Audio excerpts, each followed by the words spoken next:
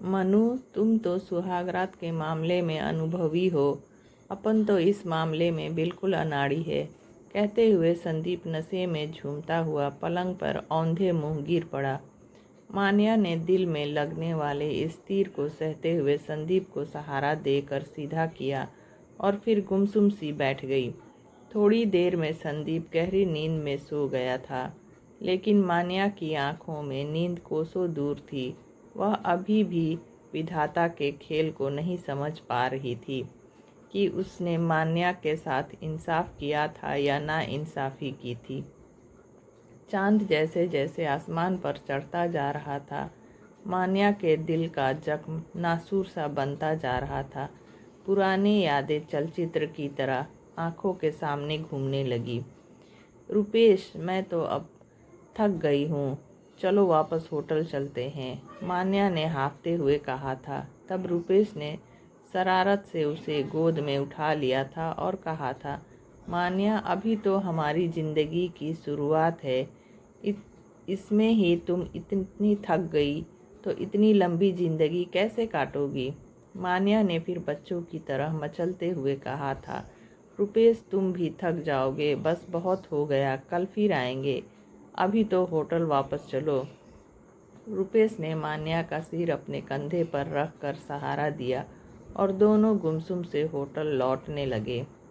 थोड़ी दूर चलने पर मान्या ने फिर कहा, रुपेश, मैं खुद को दुनिया की सबसे भाग्यशाली पत्नी मानती हूँ जो तुम्हारे जैसा पति मुझे मिला। इतना प्यार करने वाला, मम्मी पापा, बंगला, पैसा, तुम्हारा इतना बड़ा कारोबार, क्या ये सब कुछ मुझे सहज ही नहीं मिल गया तुमसे शादी करके?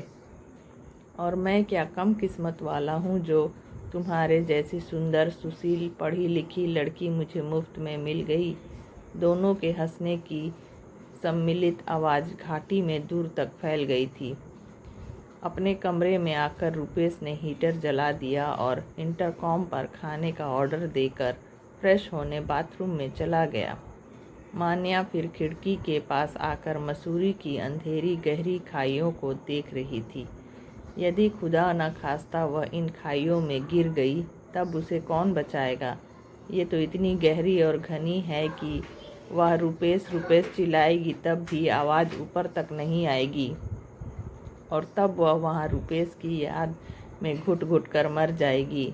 यह सोचते हुए उसका बदन पसीने से तरबतर हो गया।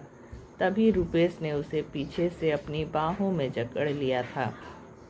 फिर एकदम से अलग होते हुए बोला, अरे मान्या, तुम तो पसीने से तरबतर हो रही हो, माथा भी गर्म हो रहा है, तबीयत तो ठीक है ना?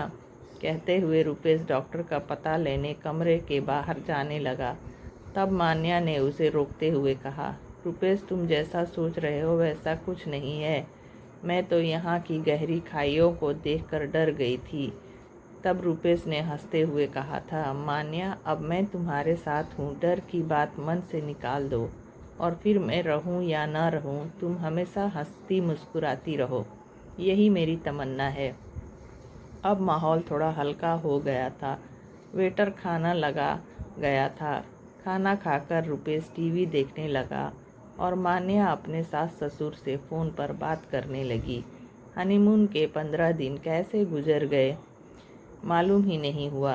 दोनों वापस दिल्ली आ गए थे और रुपेश फिर अपने कारोबार में लग गया। दोनों ने अपनी आपसी सहमति से 5 साल तक घर में कोई मेहमान नहीं लाने की योजना बनाई थी। एक दो बार जब मान्या की सास ने इस बारे में बात की, तब मान्या की कुटिल हंसी से समझ गई कि अब उनका पुराना ज़माना नहीं रहा कि इधर शादी हुई और उधर बच्चों की लाइन लगनी शुरू हो गई, और यदि बच्चे नहीं हुए तो बहू पर लांछन लगाने शुरू हो गए। चांद अब उतार पर आ गया था, लेकिन मान्या की पथराई सी निगाहें बंद कमरे की दीवारों पर कुछ पढ़ने की कोशिश कर रही थी। जीवन कितना स्थायी है, इसका एहसास उसे तब हुआ जब लंदन से वापस आने वाली फ़्लाइट के क्रैश हो जाने से रुपेश उससे बिछड़ गया था।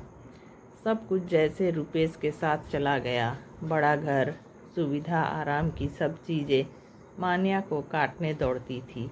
एक दिन रुपेश के पिताजी देवेंद्र खन्ना ने मान्या से कहा, बेटी, यह जिंदगी बहुत लंबी है।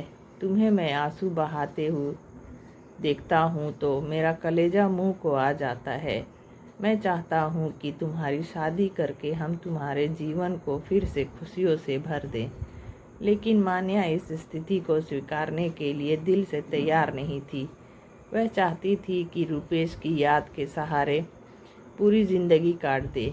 एक दिन सुबह सुबह मान्या अपने ससुर के लिए चाय लेकर जा रही थी कि कमरे से आती आवाज़ पर उसके पांव दरवाजे के बाहर थम गए। कंपनी के वकील कह रहे थे, खन्ना साहब, कानूनी तौर पर आपकी पुत्रवधू इस कारोबार और संपत्ति की हकदार है। यदि आप चाहते हैं कि आपके लड़के के नहीं रहने पर मान्या कानूनी तौर पर संपत्ति और कारोबार की हकदार नहीं रहे तो मान्या की शादी कर दें। इस पर खन्ना साहब बोले, वकील साहब, मैं भी यही चाहता हूँ कि मान्या की शादी कर दूँ। इससे समाज में मेरा नाम भी हो जाएगा कि मैंने अपनी पुत्रवधू को पुत्री के समान समझते हुए उसका घर बिना किसी पूर्वाग्रहों में के बसाया। फिर दोनों की जोर के से हंसने की आवाज़ बाहर आई। खन्ना साहब अब रोज़ मान्या के अतीत को याद दिलाकर भविष्य सुधारने के लिए उकसाते। इधर मान्या की सास सब कुछ समझते हुए भी मान्या को ताने देते हुए कहती, अरे 3 साल में एक बच्चे को भी इस घर में नहीं लाई। उसी के सहारे ये बुढ़ापा हंसते खेलते गुजर जाता। कैसी मनहूस लड़की से मैंने रुपेश की शादी की थी। रुपेश के जाने के साथ ही रुपेश के माता पिता का व्यवहार मान्या के प्रति बेगाना सा हो गया था। और फिर कंपनी के वकील के साथ खन्ना साहब की बात से मान्या डर गई थी। मान्या ने एक दिन अपने मायके जाकर वहीं रहने का अनुरोध अपने सास ससुर से किया, लेकिन वह इसके लिए तैयार नहीं हुए। आखिर सब तरफ से हार कर मान्या ने खन्ना साहब को अपनी दूसरी शादी की सहमति दे दी और एक साद समारोह में मान्या की शादी संदीप के साथ हो गई। सुबह की लाली आसमान पर छाने लगी थी। मान्या की पूरी रात जागते हुए बीती। संदीप ने करवट बदलते हुए फिर कहा, मनु, तुमने तो पूरी रात ही बेकार कर दी। अरे थोड़ी देर के लिए मुझे रुपेश ही समझ लेती। मैं आपके लिए चाय लेकर आती हूँ। कहते हुए मान्या कमरे से बाहर निकल गई। मान्या अभी किचन में जाकर चाय के लिए पानी गैस पर चढ़ाया ही था कि उसे संदीप की माँ की आवाज़ सुनाई दी, अरे उस घर भले ही तू कुछ भी करती हो, उससे मुझे मतलब नहीं, लेकिन इस घर में तुझे नहा धोकर ही किचन में आना होगा। बिना किसी प्रतिवाद के मान्या ने उनकी बात मान ली थी। संदीप तैयार होकर ऑफिस चला गया। दोपहर को उसकी कुछ सहेलियां मिलने आई। उनमें से तुली ने मान्या से कहा, मान्या कुछ भी कह, तू है किस्मत वाली। पहले रुपेश था और अब संदीप। सच में हम तो एक से ही बंधे हैं। मान्या ने महसूस किया कि वह जहाँ से गुजरती है लोगों की अजीब सी निगाहों का सामना करना पड़ता है। उसे एहसास होने लगा कि पुनर्विवाह एक दो धारी तलवार की तरह है। लोग इसका एक पहलू देखते हैं, लेकिन दूसरा पहलू जिसे नारी भुगतती है उसकी तरफ किसी का ध्यान नहीं जाता। अतीत, वर्तमान और भविष्य के चक्रव्यूह में नारी फंस जाती है। एक बार रात में संदीप अपने दोस्तों के साथ बैठा बातें कर रहा था। उसके दोस्त कह रहे थे, संदीप, तूने रुपेश की जूठन को क्यों स्वीकार किया? अरे तुझे तो एक से एक लड़कियां मिल जाती। तब संदीप, जो नशे में हो चुका था, बोला, खन्ना ने इस शादी के लिए 5 लाख रुपए दिए हैं। इतनी बड़ी रकम के एवज में मान्या से शादी करना क्या बुरा है? और इसी के साथ सब हंसने लगे। अब तक मान्या सभी पहलू से परिचित हो चुकी थी। समय अबाध गति से गुजर रहा था। मान्या जितनी सामान्य होने की कोशिश करती, रोज ही कोई न कोई ऐसी घटना घट जाती ही थी जिससे उसके अहम को चोट पहुंचती थी। संदीप बात बात में उसे उसका अतीत याद दिलाता और ताने देता रहता था। मान्या सोचती कि क्या पुनर्विवाह करने वाली हर नारी को इस तरह की दोहरी मानसिकता में रहना पड़ता है। एक दिन जब संदीप सुबह उठा तब कमरे में उसे मान्या नहीं दिखी। बिस्तर पर एक चिट्ठी रखी थी जिसमें मान्या ने लिखा था, संदीप, शायद पुनर्विवाह नारी के लिए एक दुखद पहलू ही है। हो सकता है इसके पीछे सोच अच्छी रही हो। नारी को असहाय समझते हुए सहारा देने की अवधारणा इसके पीछे रही हो।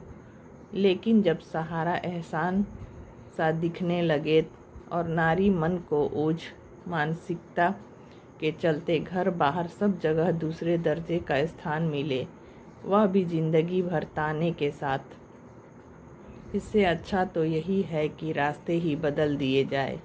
मैं ही तुम्हारी ज़िंदगी से हट जाऊं, इसलिए मैं अपने मायके जा रही हूं। तुम अपनी खुशी के लिए सुविधानुसार तलाक के कागजात भेज देना, मैं दस्तखत कर दूंगी। चिट्ठी पढ़कर संदीप एक बार तो सोच ही नहीं पाया कि यह क्या हो गया। साथ ही उसे मान्या की अंत पीड़ा का भी एहसास हुआ, जिसे उसने समझा ही नहीं था। पुनर्विवाह पुरुष के लिए भले ही सहज होता हो, परंतु नारी के लिए उतना ही कष्टप्रद हो सकता है जब उसे उसका पति ही सही दृश्यों में न ले। संदीप ने तो सोचा था कि उसने मान्या से शादी करके उसके ऊपर बड़ा एहसान किया है। अब वह जिंदगी भर संदीप के एहसान तले जीती रहेगी। लेकिन मान्या ने जल्दी ही वास्तविकता से उसे परिचित करा दिया था। संदीप दुख की आग में जल रहा था। अगले ही दिन वह मान्या के मायके गया। उसे लगा मान्या ने ये सब बातें घर में भी बता दी होगी, जिससे उसे मान्या के माता पिता और मान्या के कोप का भोजन बनना पड़ेगा।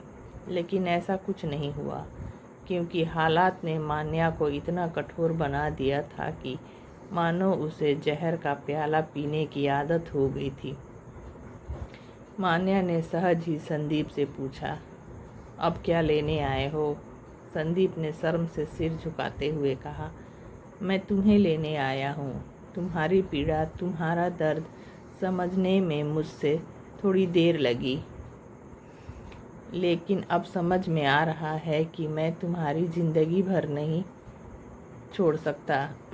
मुझे माफ़ कर दो मान्या, अतीत के दरवाजे आज से तुम्हारे लिए बंद हो गए हैं और तुम और मैं केवल भविष्य की ओर बढ़ेंगे। पहले की तरह मान्या बिना कोई सवाल किए अपना सामान बांधने लगी संदीप के साथ जाने के लिए, यह सोचते हुए कि शायद इसी तरह लोगों की सोच पुनर्विवाह के मामले में बदलेगी। तो दोस्तों, यह पुनर्विवाह की कहानी आपको कैसी लगी?